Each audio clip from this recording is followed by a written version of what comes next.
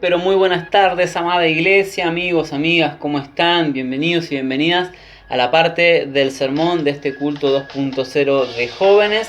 Espero de verdad que lo que podamos compartir en este video o en este audio, depende del formato en el que te llegue este mensaje, sea de bendición para tu vida, que te pueda construir, que te pueda edificar y que pueda echar raíces, que pueda dar fruto, que justamente es de lo que hoy quiero compartir. Quiero dar gracias al Señor por esta posibilidad, por este privilegio que me da de poder compartir su palabra y seguir desarrollando esta serie de 3 partes en las que vamos a ver como marco general las selecciones que Jesús relaciona con el reino del Padre. Es decir, Jesús en este pasaje de Mateo del que vamos a desarrollar hace hincapié en 3 comparaciones, ¿no? En esa maestría que tenía Jesús de enseñar con parábolas, con metáforas, con comparaciones, con analogías. Es decir, la didáctica de Jesús era tan rica que dice la Biblia que lo podían entender niños y también gente letrada. Qué hermosa capacidad tenía el maestro de poder enseñar. Y decía que esta es la segunda parte, por ende hubo una primera que está en el detalle del video. Si estás viendo esto por el canal de YouTube, en el detalle hay un link que te va a llevar al primer video. Pero eso no sería tan importante, sino que vos puedas suscribirte al canal. Hago un paréntesis para que empecé a robar tiempo en el video, a meter cosas dentro del mensaje. Pero digo, es importante que si vos querés contenido para tu vida, que te haga bien, que te edifique como dijimos recién, puedas suscribirte al canal, le puedas dar un toque ahí a la campanita que hay para que vos puedas recibir las notificaciones de cada vez que subimos un video. Porque no solamente hay sermones, hay momentos preciosos como la Santa Cena, hay un momento espectacular de escuelita bíblica, de músicos. Es decir, es un canal que te va a bendecir y que te va a hacer bien. Por ende, sería bueno que te suscribas y sería bueno también que puedas compartirlo. No con la intención de tener muchos seguidores, porque esa no es nuestra intención, sino de que se pueda expandir la palabra, ¿sí? Que es lo más importante para nosotros, que cada vez más personas puedan recibir el mensaje de Jesús, porque al fin y al cabo siempre la gloria es para Él. Así que decía que esta es la segunda parte y que hubo una primera.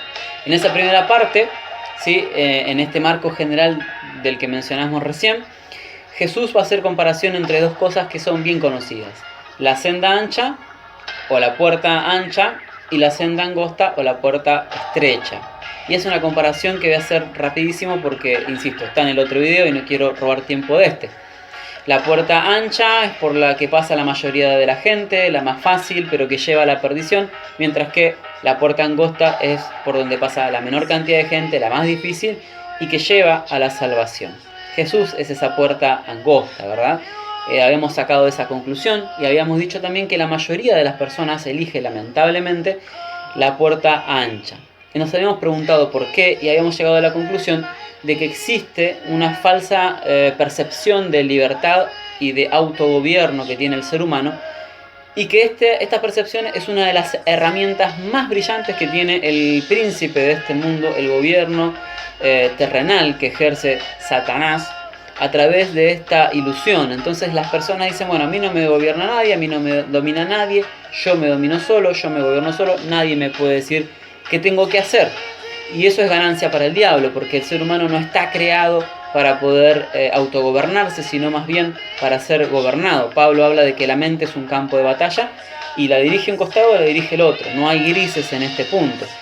Entonces, si no te gobierna Dios, te va a gobernar el sistema. Y el sistema lo que te va a hacer es te va a esclavizar, te va a someter y te va a costar mucho ser libre de eso. Sin embargo, el Señor no te va a someter, no te va a esclavizar, sino que te va a pedir permiso, porque dice Apocalipsis que golpea la puerta y si vos la abrís, Él entra y cena con vos. Es decir, es un Señor que establece una relación de amor, no de sometimiento. Por eso tal vez es más fácil romper un pacto con Dios que con el diablo. Eso es lo que habíamos dicho en el encuentro anterior. Le habíamos disparado una pregunta que tenía que ver con que si existían iglesias que esclavizaban, ataban o le lavaban la cabeza a la gente, como se dice comúnmente. Y a través de este video o de este mensaje yo quisiera ir desarrollando la respuesta a esa pregunta. Si estuviéramos en la iglesia, a mí me encantaría preguntarles y decir, bueno, a ver, levanten las manos quien dicen que hay iglesias que esclavizan, hay iglesias que lavan la cabeza a la gente, hay iglesias que atan y someten, y quienes dicen que no, ¿verdad? Y al final del mensaje uno develaría la respuesta, no porque a uno le parezca, no es una opinión lo que estoy dando, sino todo es a la luz de la palabra del Señor. Y justamente hablando de eso, te voy a invitar a que abras tu Biblia en Mateo capítulo 7. Este marco conceptual que hace Jesús está desarrollado en Mateo 7 del versículo 13 al 27. Pero nosotros ya habíamos ocupado para el encuentro anterior Mateo 7, 13, 14. Para este encuentro, para esta parte, yo quisiera que podamos compartir Mateo capítulo 7, versículo 15 al 23. Yo tengo la nueva versión internacional, así que me permito poder leérselas desde aquí. Si vos tenés otra versión, no te molestes en buscarla. Si querés después del mensaje lo corroborás, quédate tranquilo, no estoy leyendo nada que no sea bíblico ni una herejía, pero sí quisiera que, si no tenés la misma versión, que podamos compartir esta para que no haya confusiones mientras la leemos. Así que si me acompañás, yo quisiera leerte Mateo capítulo 7 del versículo 15 al 23. Y dice su palabra: cuídense de los falsos profetas. Vienen a ustedes disfrazados de ovejas, pero por dentro son lobos feroces. Por sus frutos los conocerán. ¿Acaso se recogen uvas de los espinos o higos de los cardos? Del mismo modo, todo árbol bueno da fruto bueno, pero el árbol malo da fruto malo. Un árbol bueno no puede dar fruto malo, y un árbol malo no puede dar fruto bueno. Todo árbol que no da buen fruto se corta y se arroja al fuego. Así que por sus frutos los conocerán. Fíjense que Jesús hace hincapié en esa frase: por los frutos los conocerán. Y después esta enseñanza como que pega una curva, pero sigue hablando de lo mismo. Porque en el versículo 21 dice: no todo el que me dice Señor, Señor, entrará en el reino de los cielos, sino solo el que hace la voluntad de mi Padre que está en el cielo. Muchos me dirán en aquel día: Señor, Señor, ¿no profetizamos en tu nombre, y en tu nombre expulsamos demonios e hicimos muchos milagros? Entonces les diré claramente: jamás los conocí. Aléjense de mí, hacedores de maldad. Qué interesante que es que gente que haya expulsado demonios, que haya profetizado, que haya hecho señales y milagros, sean hacedores de maldad. ¿Cómo puede ser eso? Bueno, vamos a intentar desarrollarlo en estos minutos que nos quedan. No quiero irme ni extenderme demasiado ni robarte tiempo. Así que vamos a ir a la praxis, vamos a la práctica. Jesús establece dos parámetros: falsos maestros, verdaderos maestros. Pero no siempre es sencillo discernir, no siempre es sencillo darse cuenta cuál es un verdadero y cuál es un falso maestro. En el libro que estamos estudiando con los chicos y las chicas, que se llama Vida y Enseñanzas de Jesús, hay una parte que a mí me atrapó, que me encantó y que te la quiero compartir. Dice el autor del libro, el doctor Quentin McGee, que el mayor peligro para los cristianos y los creyentes no está fuera de la iglesia, sino que está dentro de la iglesia. ¿Por qué? Bueno, uno pensaría, pero a los cristianos se los persiguió, se los mató, aún hoy eso se sigue haciendo. Pero para Quentin McGee, esto purifica la iglesia, es decir, y lo demuestra la historia, y en esto hay mucho documento histórico que lo revela, ¿verdad? Cuenta la historia que uno de los emperadores más importantes del Imperio Romano, al ver que perseguía a los cristianos y mataba a uno y aparecían 10, mataba a 10, aparecían 100, mataban 100, aparecían 1000, mataban 100.000, se multiplicaban cada vez que los atacaban. Entonces no le quedó otra que entregar el imperio al cristianismo. Claro que después, obviamente, todo se fue por otro carril. Pero digo, la tenacidad de los seguidores de Cristo, envueltos y empoderados en el Espíritu Santo, hizo doblegar un imperio. Entonces, cada vez que los cristianos fueron atacados, cada vez que el pueblo no pudo ver en quienes los dirigían a Dios, Dios intervino con su Espíritu Santo y de alguna forma u otra volvió a acercarse a sus amados y a su creación. Y entonces purificaba de alguna manera a la iglesia. Pero McGee dice que los mayores peligros están dentro de la iglesia. Y él relaciona esto con la parábola de Jesús, con la enseñanza de Jesús, con los falsos maestros. Y entonces acá nosotros podemos ver que muchas veces caemos en un error. Es decir, muchos de nosotros a veces miramos las formas, pero sacamos la mirada de los contenidos. Y eso es algo que nos lleva a equivocarnos muchas veces en las elecciones o en las decisiones que tomamos. Ni hablar en el discernimiento. Por eso es importante poder tener el gobierno de Dios en nuestras vidas. Tener el gobierno de Dios en nuestras vidas, para decirlo en 2 palabras, cosa que es imposible, pero para acercarnos, diríamos que es tener la mente de Cristo, pero también el Espíritu Santo. Es decir, mente y espíritu conectados para entender qué es lo bueno, lo verdadero que Dios nos quiere enseñar. Pero con nuestros ojos humanos muchas veces vemos que tal o cual maestro o tal o cual ministro hace cosas buenas. Dice, bueno, pero sin ir más lejos, el apóstol Pablo a los corintios le dicen, ustedes hasta pueden darles de comer y darle todo lo que tienen a los pobres. Sin embargo, si no tienen amor, de nada va a servir. Es decir, se puede hacer buenas obras, puede haber señales, puede haber prodigios, como decía el Señor en Mateo, hasta pueden expulsar demonios, pero pueden ser hacedores de maldad. Es decir, las buenas obras o las obras no estarían siendo un parámetro para que nosotros podamos discernir cuando nos enfrentamos a un verdadero o un falso maestro de la palabra o un verdadero o un falso ministro del Señor. Tampoco son sus discursos. Hay gente que es brillante en los discursos. Uno los puede escuchar y puede decir, wow, qué lindo cómo habla, me convenció. Pero sin embargo, aún en esas palabras, aún en los sermones, hay gente que quizás hasta canta, hay gente que quizás hasta puede alabar, levantar sus manos. Ustedes pueden ver ministros y ministras que hasta se saben la palabra de memoria, ¿no? Por ahí hay cierta corriente que anda comparando cuántas veces leíste la Biblia, ¿no? ¿Cuántas las leíste? Y yo 5, y yo 6. Bueno, me temo que no está en la cantidad de veces que leamos la Biblia la diferencia, sino está en la cantidad de veces que la podemos vivir, ¿sí? Porque la puede leer cualquiera. La Biblia es un libro. Si uno lo arroja al fuego se va a quemar, no es sagrado en el sentido de que no tiene poderes místicos. Es un libro, está hecho con papel, tinta y algunas que otras con cuero italiano. Pero el poder de la Biblia no está en la palabra. La palabra, dice la Biblia, justamente que mata, pero es el Espíritu el que vivifica. Por eso no es la cantidad de veces que podamos leer la Biblia, sino lo que podamos vivir de ella, ¿verdad? No solamente la Y decíamos que muchos ministros y ministras tienen un discurso hermoso, hablan muy lindo y hasta pareciera que tienen una gran unción. Pero dice Filipenses capítulo 1, versículo del 15 al 17, Pablo le dice a la iglesia en Filipos que se cuiden de los falsos maestros, porque muchos inclusive predican el evangelio por rivalidad o por envidia. Por rivalidad o por envidia. Tremendo eso. Pero hay otros que lo predican con buenas intenciones. Entonces Pablo le dice, intenta entender discernimiento para ver quién es el que predica con buena intención el evangelio.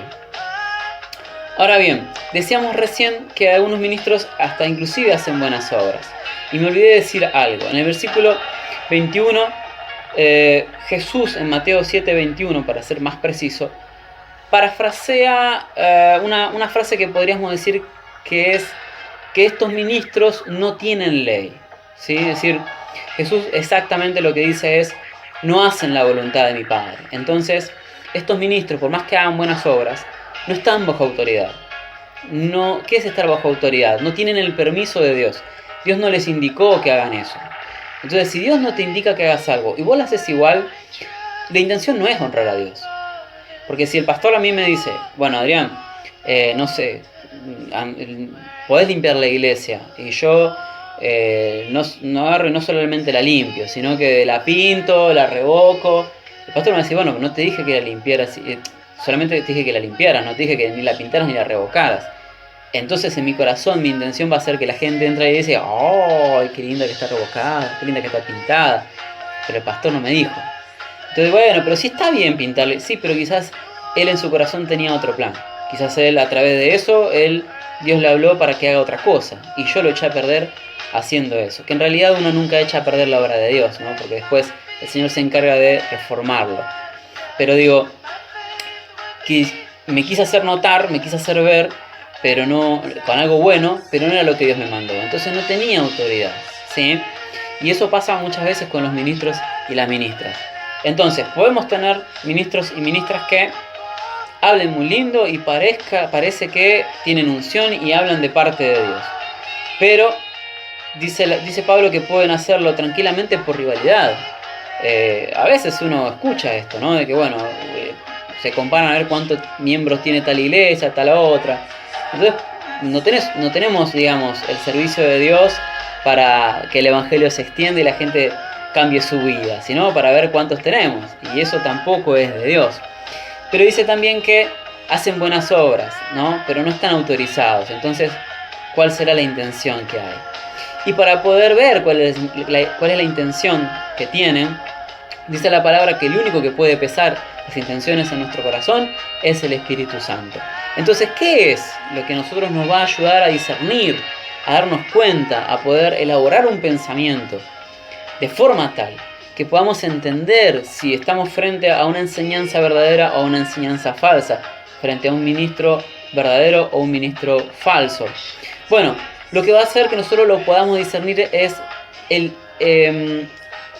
fruto interno, ahí no me sale la palabra, perdón, el fruto interno de su carácter. Porque recordemos que Jesús hace hincapié 2 veces en esto de por los frutos lo van a conocer. Entonces, el fruto interno del carácter que tiene ese ministro o esa ministra dará cuenta de si es un verdadero seguidor o no de Jesús. Una vez le escuché decir a un hombre muy inteligente, muy sabio, que había gente que se servía del Evangelio y había gente que servía al Evangelio, que pareciera una diferencia semántica, pero que en realidad está llena de contenido.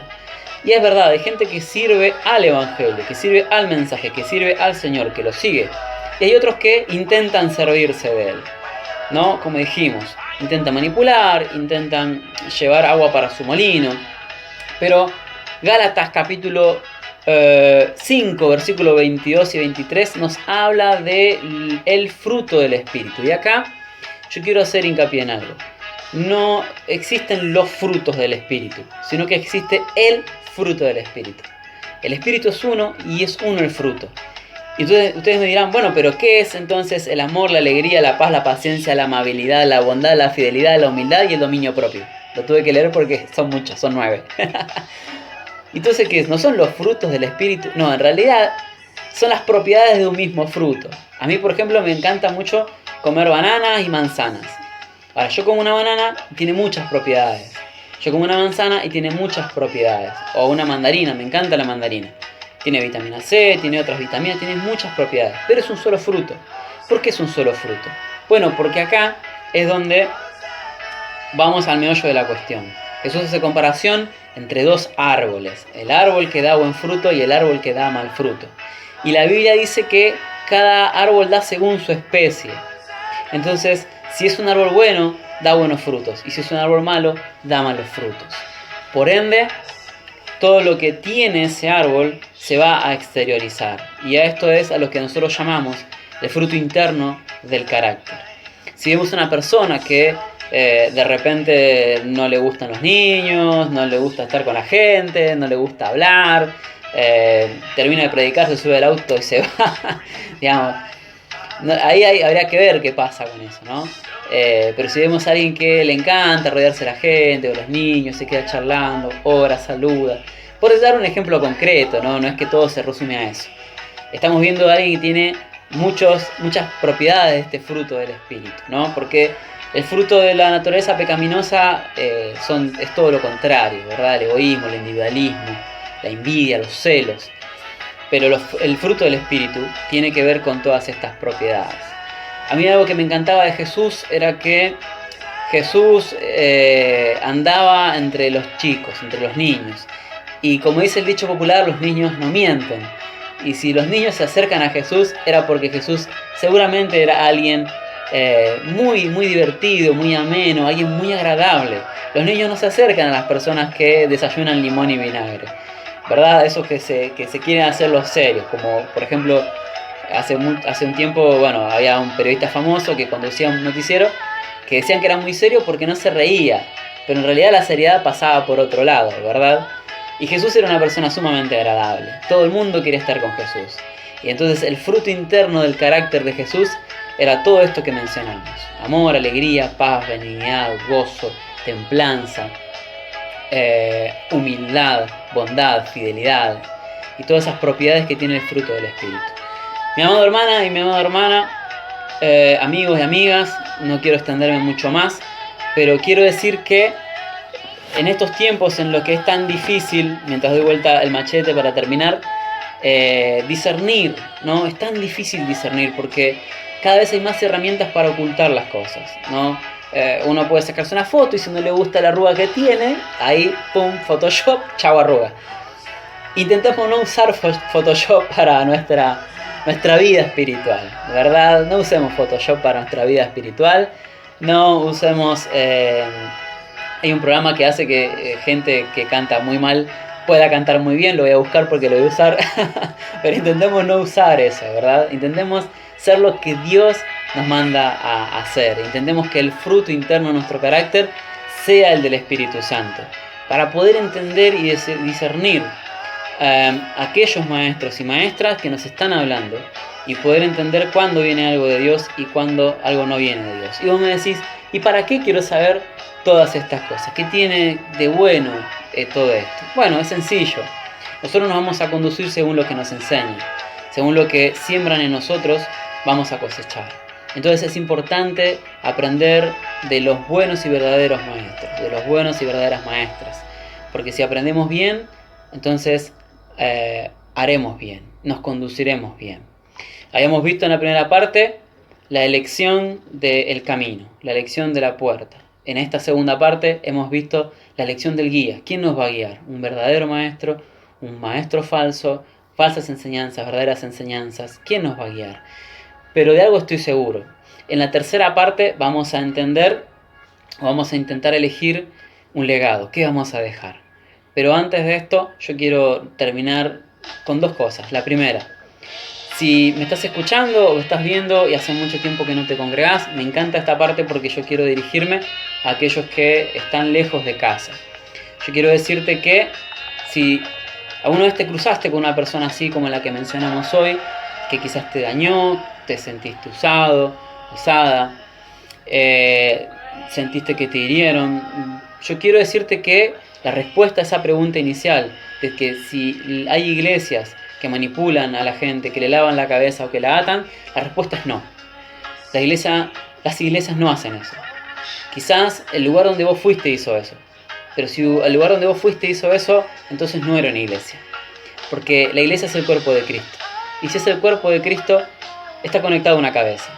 Y si la cabeza de ese lugar es Cristo, jamás saldría de Cristo una orden para dañar a uno de sus pequeñitos. Al contrario, Él condena el daño a uno de sus hijos e hijas. Así que yo quiero invitarte a que puedas reconsiderar, buscar un lugar donde congregarte, buscar un lugar donde se predique el Evangelio de verdad, donde se enseñe la verdad y poder buscar la restauración que Cristo tiene, pero guardadísima para vos, preparadísima, para que ahora, hoy mismo puedas empezar a reconstruirte de todas aquellas cosas que te dañaron y que te hicieron mal. No esperes más. Insisto en esto. Tenemos una cuenta de YouTube, buscanos. No vamos a tener ningún problema en poder contactarnos con vos y empezar a charlar, ¿sí? No te quedes solo, no te quedes sola con ese dolor. No dejes que eso eche raíces y si ya está creciendo, lo mejor que hay es arrancarlo. No permitas que eso haga perder lo que Dios de verdad tiene para vos, ¿sí? Deseo y anhelo que Dios te bendiga grandemente en esta tarde. Gracias, muchas gracias por estar en ese lugar. Se me cayó el machete. Muchas gracias por estar en ese lugar escuchando. Perdón si me extendí, sé que a veces prometo no hacerlo, pero después eso sucede. Doy gracias al Señor por esta posibilidad. Y por último, sí, de verdad quiero decir que estamos muy agradecidos al Señor por el pastor de este lugar. el pastor de este lugar nunca te va a lastimar. Él va a preferir aguantar el golpe antes de que te toque a vos. Oremos por nuestro pastor, oremos por su vida, oremos por su familia, oremos por los líderes de la iglesia, oremos por este cuerpo espiritual que sin dudas de esta pandemia saldrá fortalecido y súper preparado para lo que Dios ya está haciendo. Así que, amado y amada, que Dios te bendiga mucho. Muchas gracias por estar en este culto de jóvenes. Será hasta la próxima para la tercera entrega de esta serie. Dios te bendiga.